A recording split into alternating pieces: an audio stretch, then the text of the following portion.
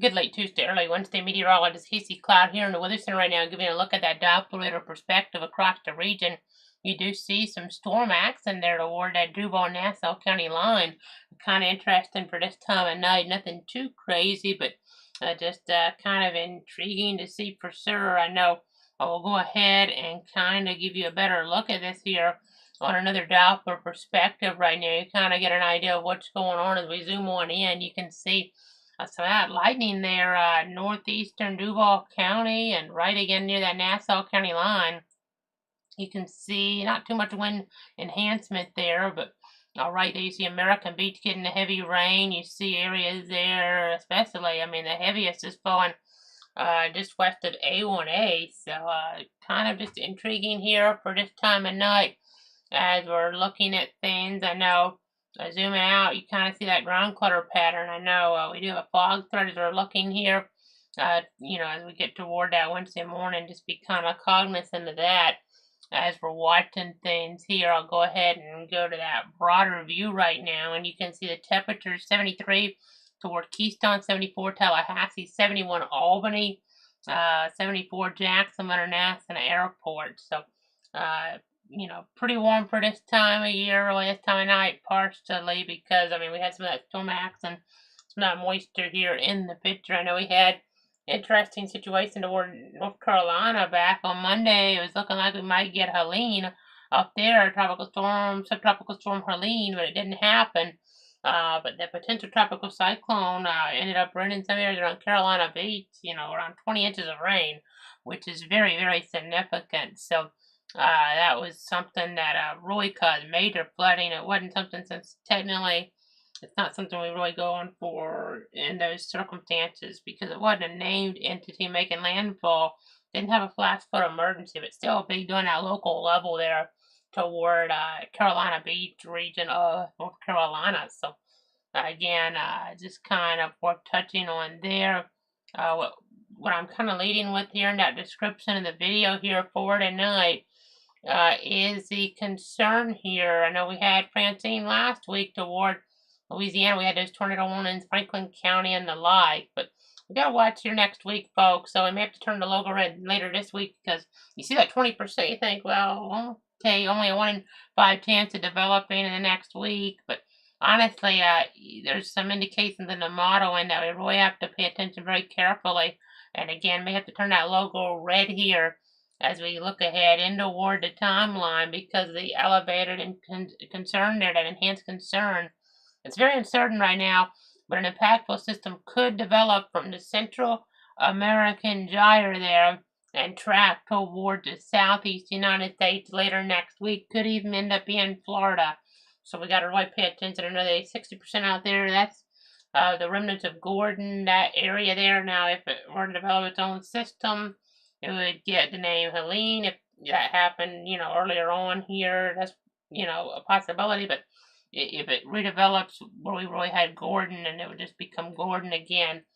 But so it has impacts for what that system there off to the east there of Belize and the like could end up becoming, it could become Helene, or it could, as we go ahead and go over to that name list now, it could become Isaac. So we'll wait and see. We don't want to, kind of focus on one name here too much at this point. But as you see here, there's some preparedness considerations as we want to stay prepared throughout hurricane season. If needed, you want to secure property and decide whether evacuation is necessary. A hurricane, even a stronger tropical storm, we could have some life-threatening storm surge possible across portions of the zone of the impact. And we'll just have to pay attention. I know we already have a coastal flood warning, not because of what we're dealing with in the future, but just this overall pattern. I mean, we've had that potential tropical cyclone. We had Francine here, and the St. John's tidal area there, that tidal basin. There's some moderate flood concerns, so just got to be really careful there.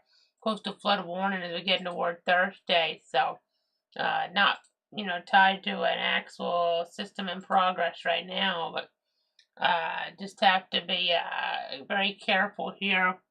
The St. Johns River Basin until 5 a.m. Thursday. There's a coastal flood warning in play.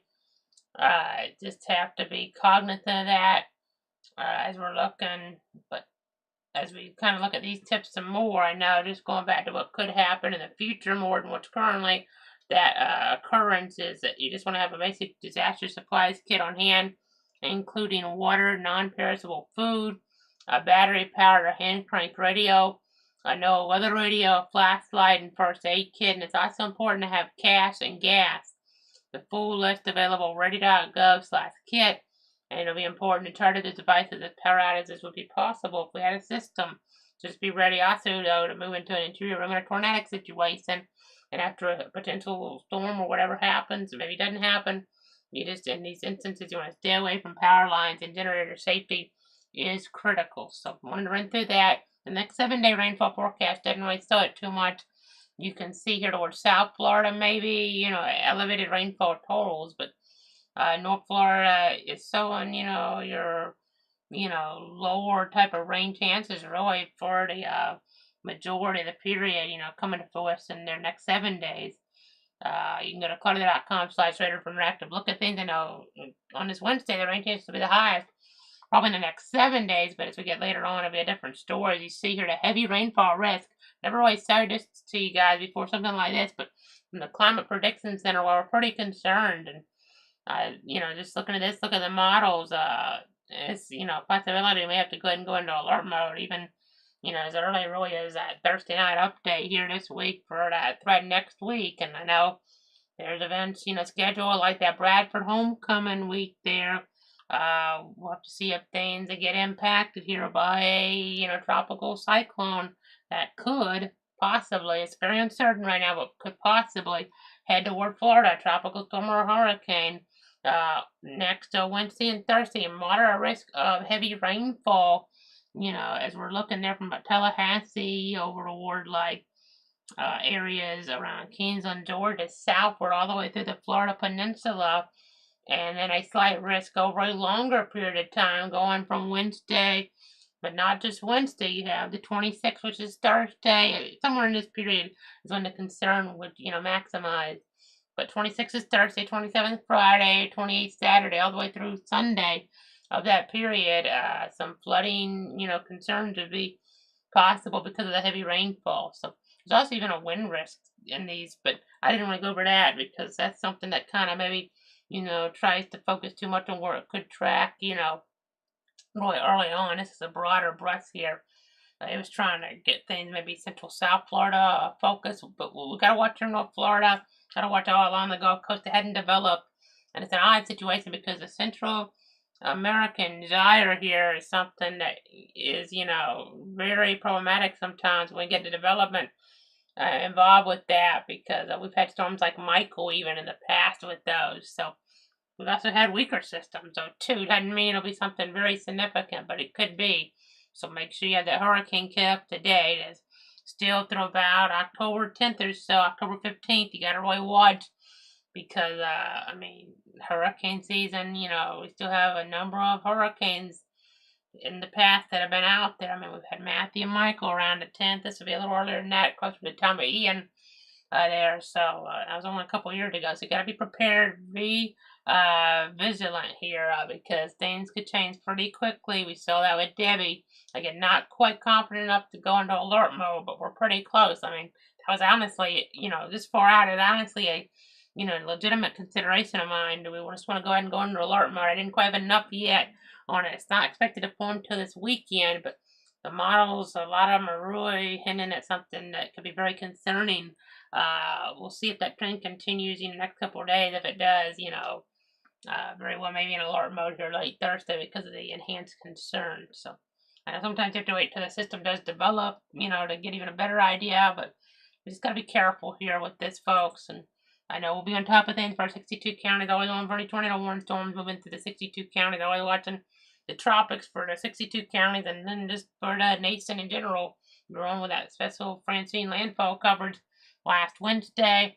Once again, that fallout potential around as we're looking ahead tonight. So just make sure in these situations where you have that around, you slow down and give yourself extra time to reach your destination. Make sure your vehicle is as visible as possible to other vehicles by using the low beam headlights and leave plenty of room between you and the vehicle in front of you.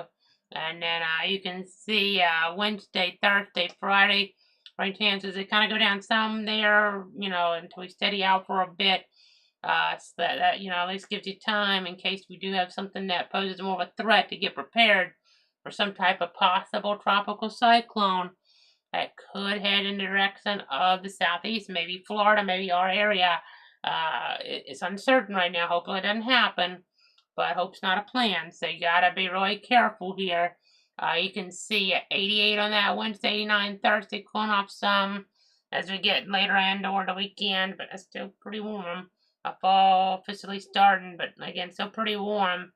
86, 68 there. That's about what you expect for this time of year, but still, I know you see the rain chances at least are lower for a bit. Maybe we can dry it a little before we get maybe more rain next week that, could be of consequence, especially later next week when maybe something in the tropics. So if you can kind of tell, I'm pretty concerned for it being this far out. Generally, you're not going to signal this strong here. We didn't get it with Debbie.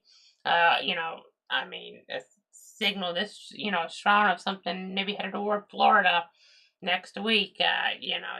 With the signal with that one is it was going to go east and then it switched. So this could always switch and go, west, or maybe it doesn't develop. So, it's not set in stone by any stretch.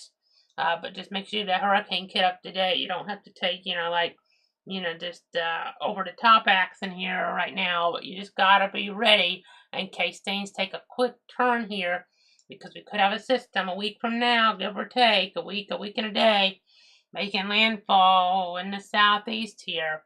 And it could be, again, Florida, could be our area here. So be prepared, have a plan, make sure your hurricane kit is up to date. We hope things switch around here in the modeling.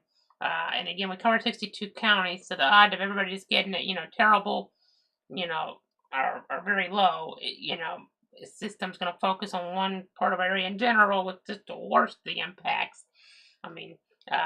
So we'll just continue to watch things. We'll continue to track things here in the Weather Center.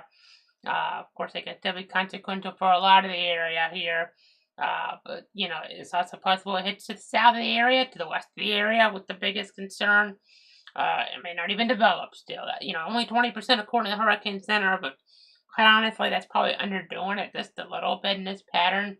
This is a pattern that's developed a lot of storms over the last several, years, many years, just as you look there. So you gotta just be really, really careful with this here, despite, maybe just the lower probabilities to start out with. They just introduced them in the 8 o'clock update to the Hurricane Center for the next 7 days. There's a 1 in 5 chance of something, but in my opinion, it's probably about 1 in 2 that something develops here over the next 7 days here. About 50% chance, maybe even a little bit higher than that, but we'll say 50% for now, since, there's still some time to watch this, and it's not a guarantee here. We got to pay attention toward the tropics. I know you want to think, well, we got past the peaks, everything's going to be okay. We hope it will be. As we look here, there's always, the point about, there's still a decent chance it's not going to hit your point in the map. So, that's something you can kind of think about here. We got to just be prepared. Got to stay prepared here during hurricane season. Make sure you're following the different platforms: Facebook, Casey Cloud Reacts, Cloud Weather, Twitter /X at Cloud Casey, YouTube at Cloud Weather, Twitch Cloud Weather, and cloudweather.com for the very latest here. Again, hopefully things kind of, just they fade away in the modeling and everything turns out, great here, toward our area. But gotta pay attention, folks. We'll be here. We're going to guide you through it. Anything that may develop, we'll be back late Thursday with an update unless we didn't break back in earlier for something, on the local level, or, just if we see something here of major concern. But otherwise, we'll see you late Thursday. Have a great night and stay safe.